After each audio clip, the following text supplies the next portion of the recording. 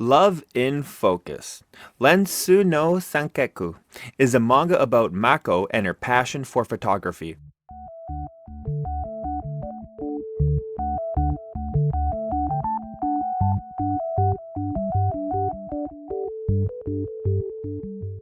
She goes to a new high school which happens to be known for their photography club after her grandfather dies. She makes new friends, learns new photography skills, and there's a big focus on love. This focus on love comes after she reconnects with Mr. Childhood Friend who got hot since I last saw him and finds and befriends Hyde's face with long hair but is secretly adorable.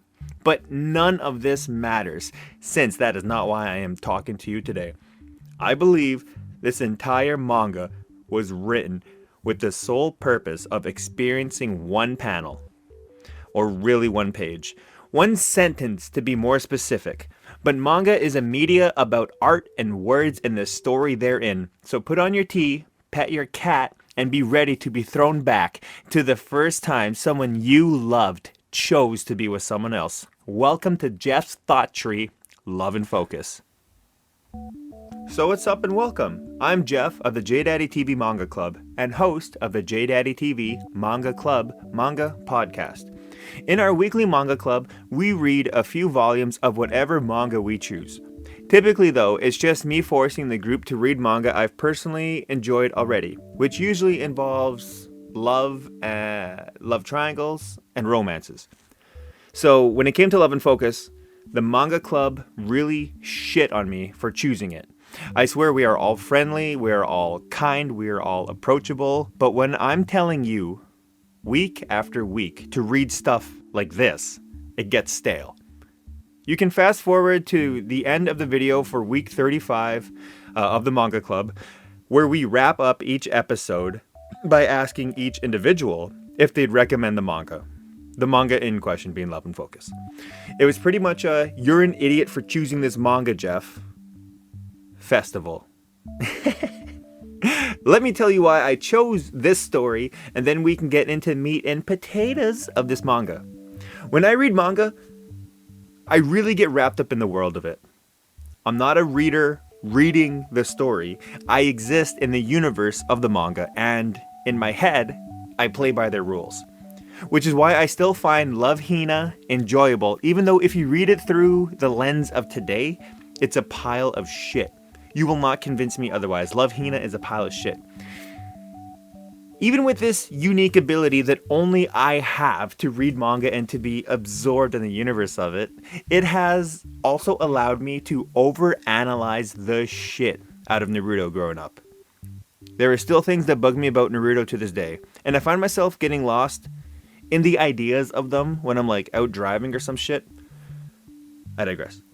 When it comes to Love and Focus, I saw a gentle color palette on the front cover. I saw a camera, a title, which is a play on the camera and the romance, and two pretty boys. I thought, shit, here we go again, bitch.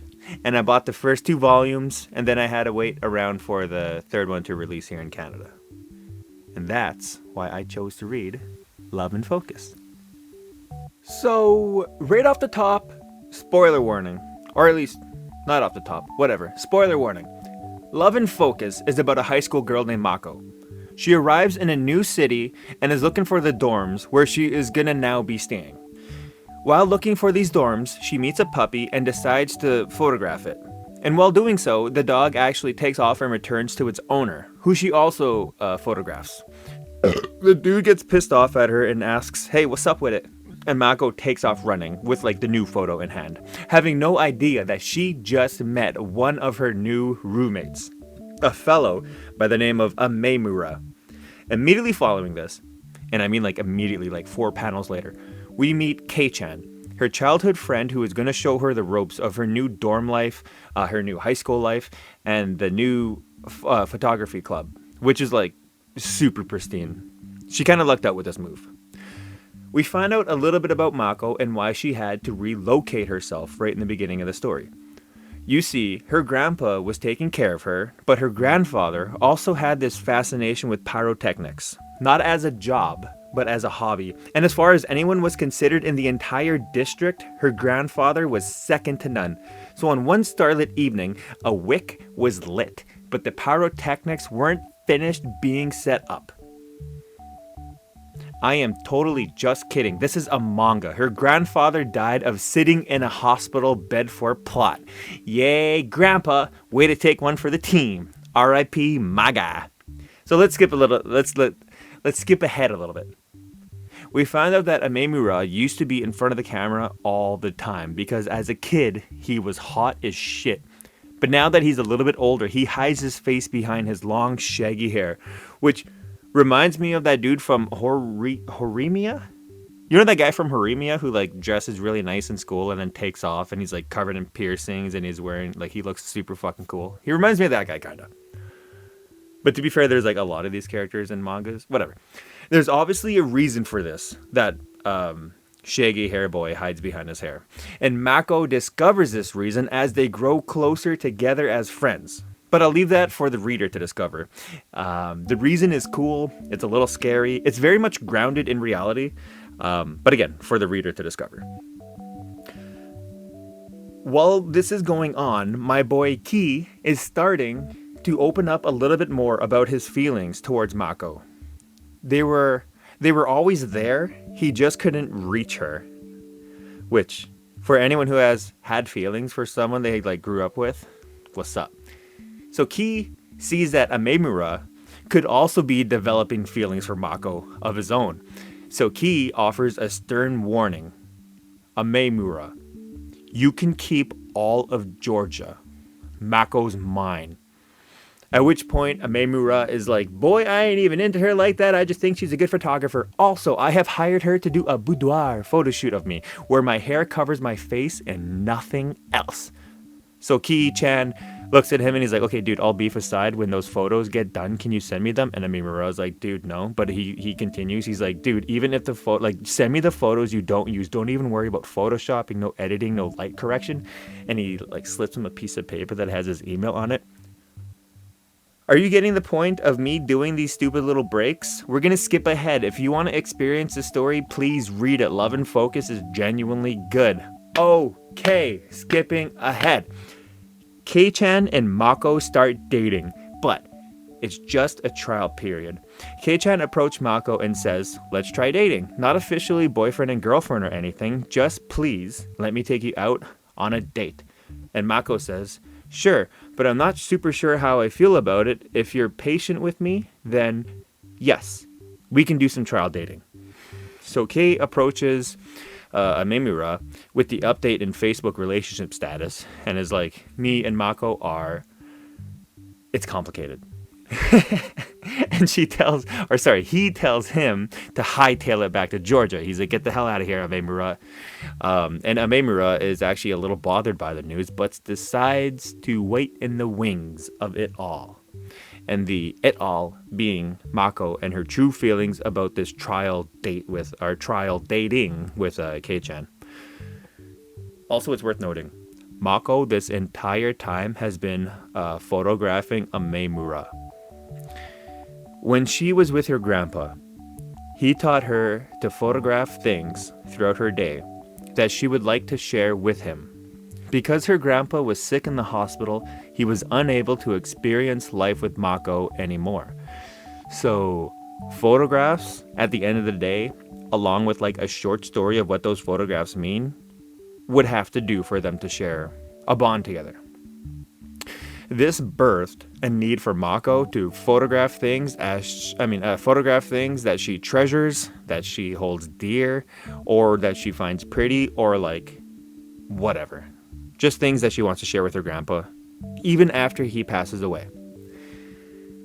Do you remember the beginning of the story, the very first thing Mako took a picture of? It was Amemura. Love at first sight? Love slightly out of focus?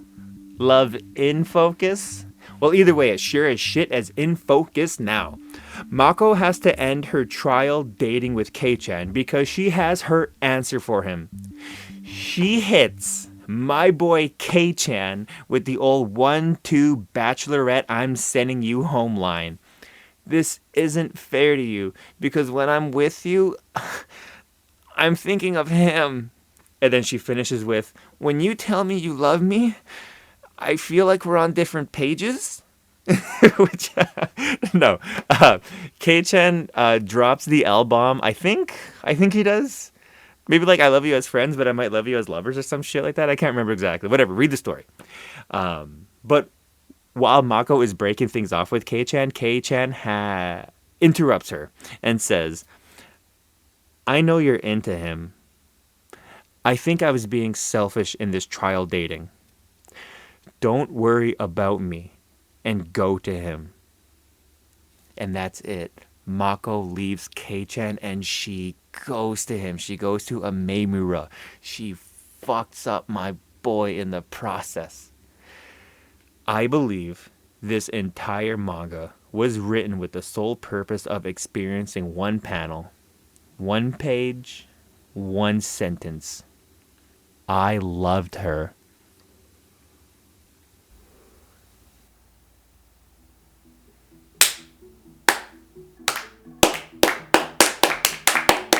Okay. As much as I have given away like this part of the story, or at least my opinion on the story, it isn't the whole story. I think Love and Focus is cute and that it is beautifully written. Don't listen to whatever any other member of the Manga Club tells you. It is worth the read. The story still concludes beyond Kei-chan and Mako breaking up.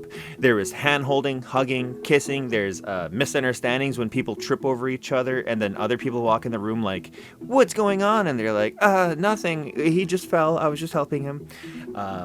There is a photography-centered getaway to a cabin. There is a dude with a ponytail who's been a mentor to Kei-chan the entire time, and that guy right there is fucking dropping knowledge. He is giving all his wisdom away for free about his love life, his relationships. He's easily my favorite character. There are loads of cute puppy shots. Yeah, I really like this manga, and I'm sure you will too. I believe this entire manga was written with the sole purpose of experiencing that one point in the story.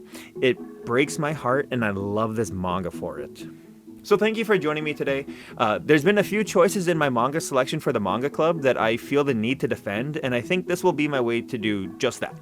Plus, Michael of Mike's Creepy Corner, which is also here on JDaddy TV, inspired me to do this because of how funny his video was for Gokudo Parasite. I just thought, why not take a different approach to talking about manga? As much as I love talking about manga, sharing my love of it, let's try something different. I've never done like an analytical video like this, and I cannot recommend Love and Focus enough. I think in our Manga Club week where we read it, we didn't do it justice. So leave a like if you like this video. I love seeing new subscribers. It always makes my day. I maybe get like a new subscriber a week, and I get like the drop down being like, this dude subscribed, and it makes my whole day. So please feel free, if you want to, make my day. Thank you for checking out Jeff's Thought Tree, and I will see you next time.